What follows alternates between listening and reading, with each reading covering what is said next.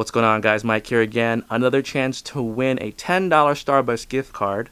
Please leave your answer in the comment section below. You must be a subscriber in order to win. All right, the question is, this company has changed their name twice. The original name of the company was Group A Motorsports. They then changed their name twice. Name the two names they changed it to.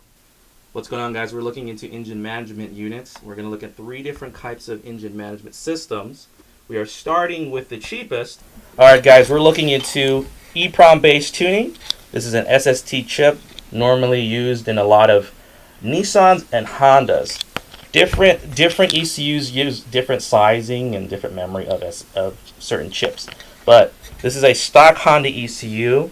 It is not modified, but traditionally this chip would plug into right here, and basically when you chip, and there's among other things that you add into the ECU, once you chip this ECU, it's going to read the program that you've programmed into this chip.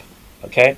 There are a lot of free tuning systems you can get on the internet that are kind of an open source based tuning programs that one developer found how to hack into the stock Honda ECUs, and they found a way to modify the stock maps on the ECU. And basically you can program and modify those maps and program it into this chip. You will burn it onto this chip, and then you would plug it into your ECU, and then your computer reads the chip. But unfortunately, to tune this style of chip, it takes a very, very long time to do.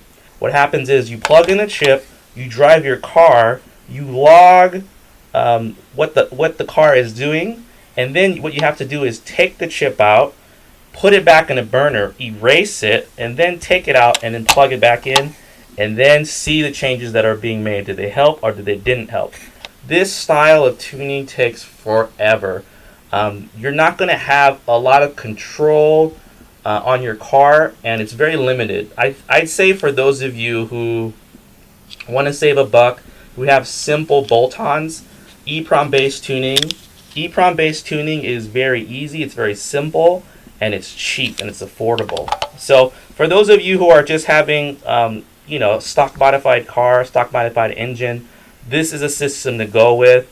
There are gains to be made. A lot of people make horsepower on this. It's just the ability to blow up your motor is higher than these other units.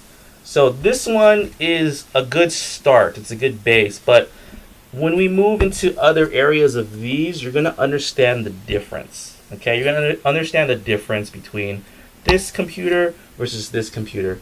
A lot of people sell online pre-tuned ECUs for cars and for swaps. They range in about the $200 area. So these EEPROM-based tuning ECUs go for around $200, including the whole ECU. This is a good alternative for those of you who want to extract a couple of horsepower, but unfortunately it's not a full base system to tune on. It's tedious, it's difficult, and it's very elementary, as they say. So this is an elementary system.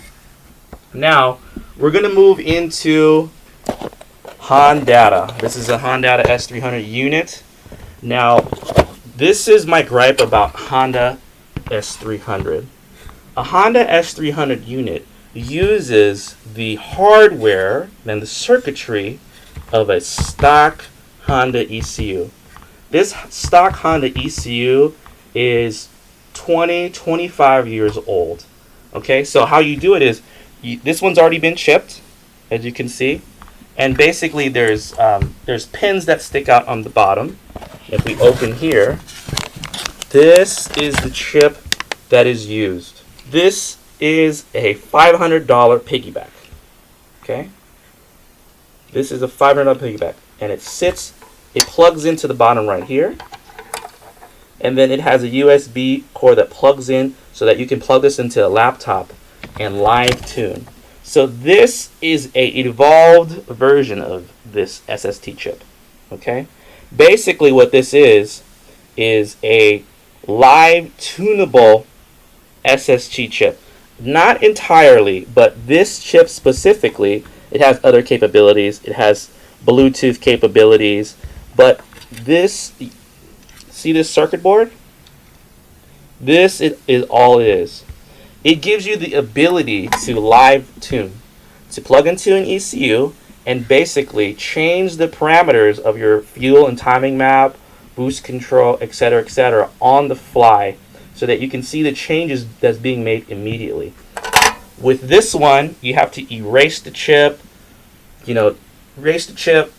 plug it in, tune it, take it out, burn it, etc. With this system, it's completely live. You can change parameters, you can change boost values, among other things. It is a great unit, it is a great system. The only thing that I see wrong or as is a hindrance is that it uses the stock hardware, it uses the stock parameters, and it's not per se fast. It's almost like using a very fast video game or program on a very old computer. This is what I view it as. So it has its limitations.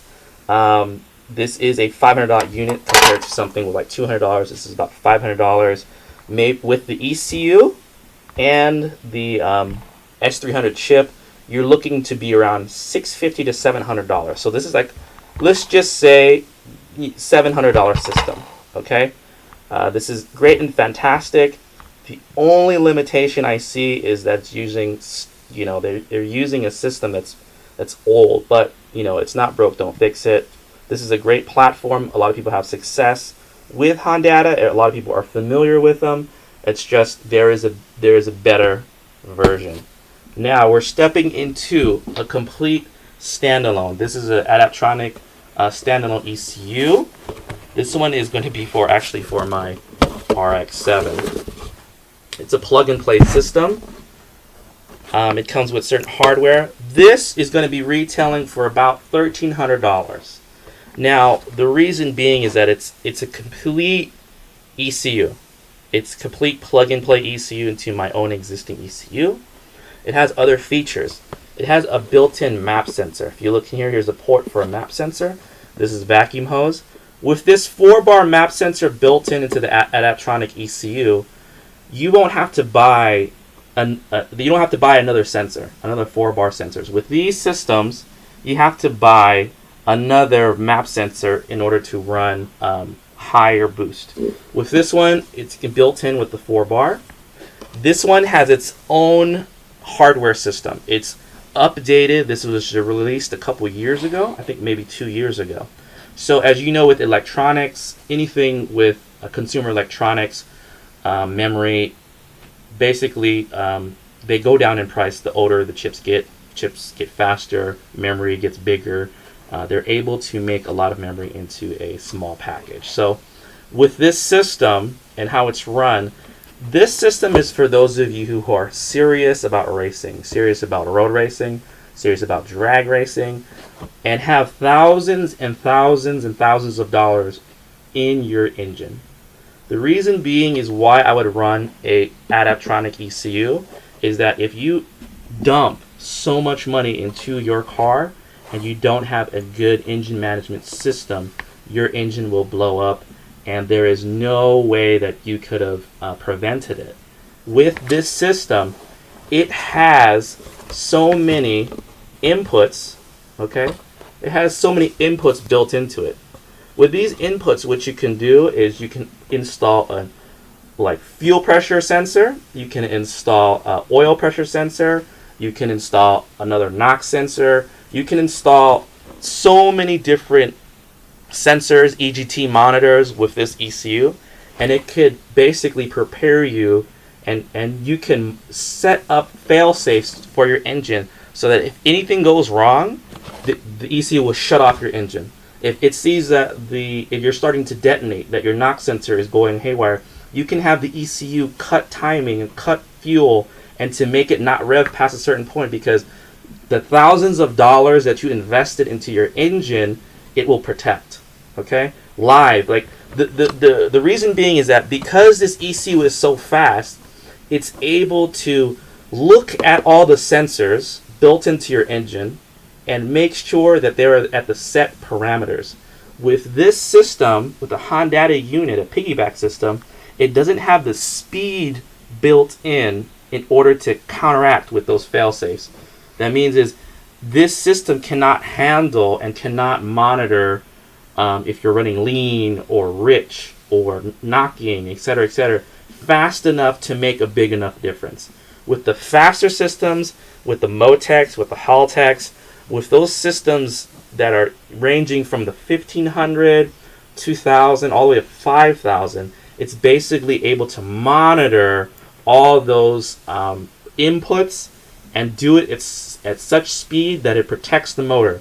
Before your motor melts, before it blows itself up, this system will stop it and prevent it from happening. So this, I'm alerting for a lot of you who dumped in $10,000, $15,000, $20,000 to look into a standalone, a true standalone system. Okay, one that's more recent, that has the ability to help protect your engine and protect your investment in your car. So these are the three types of systems: EEPROM based. This is a piggyback system, and this is a full standalone, ranging from $200 all the way close to $1,300 or above. I would suggest you look into what you want to do with your car. If you don't, your car is more in stock form, stock parameters, I wouldn't venture into getting into full standalone. These are the three systems that you could run. Please choose wisely. All right, guys, please like and subscribe. Till next video, take care.